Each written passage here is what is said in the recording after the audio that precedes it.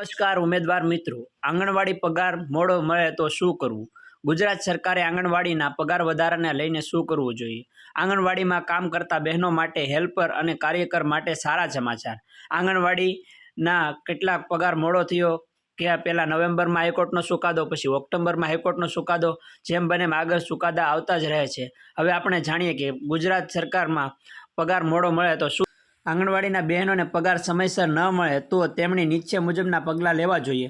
પગાર મોડો મળવાના કિસ્સામાં લેવાના પગલાં: સૌ પ્રથમ સંપર્કમાં તમારા સુપરવાઇઝર મુખ્ય સેવિકાના સંપર્ક કરો. પગાર મોડો આવવાના કારણો જણાવવા માટે સૌપ્રથમ તમારી ઉપરના અધિકારી એટલે કે સુપરવાઇઝર અથવા તો મુખ્ય સેવિકા અને CDPO શિલ્ડ ડેવલપમેન્ટ પ્રોજેક્ટ ઓફિસરને મળો, સંપર્ક કરો, તેની હરૂબરૂ મળી અને વાતચીત કરો, અરજી કરો.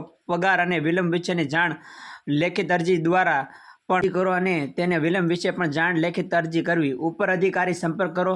જો સુપરવાઇઝર તરફથી સંતોષકારક જવાબ ન મળે તો તેમને આગળના અધિકારીને જાણ કરો અને પગારની ચૂકવણી ન થઈ તો આનાથી પછી ઉપરી અધિકારીનો સંપર્ક કરો. જિલ્લા સ્તરના અધિકારીઓને ICDS જિલ્લાની મહિલા અને બાળ વિકાસ અધિકારી કચેરી, district woman and child development office માં ફરિયાદ કરી શકે છે અને તેની વિશે જાણ કરી અને તેમની માહિતી પૂરતી મેળવવી જોઈએ. ICDC વિભાગમાં આંગણવાડી યોજના, સંકલિત બાળ વિકાસ સેવાઓ ICDC interested child development service હેઠળ આવે છે. તેમાં સીધા જ ICDS વિભાગમાં પણ ફરિયાદ કરી શકો છો.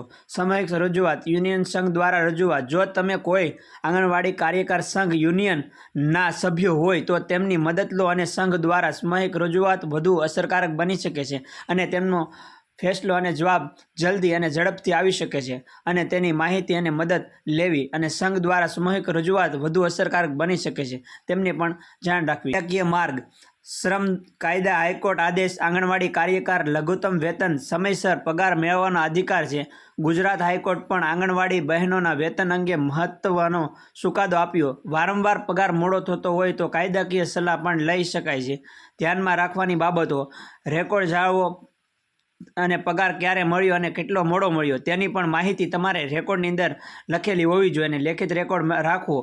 બેંક ખાતાની વિગતો: તમારા બેંક ખાતા સક્રિય છે કે નહીં તેની પણ હોવું જોઈએ. તેની વિગતો વિભાગમાં અપડેટ છે કે નહીં તેની પણ ચકાસણી લેવી. તમારી જરૂરિયાત મુજબની ધ્યાન રાખવું અને રેકોર્ડ બુકનું પણ તમારે ધ્યાન રાખવાનું રહેશે.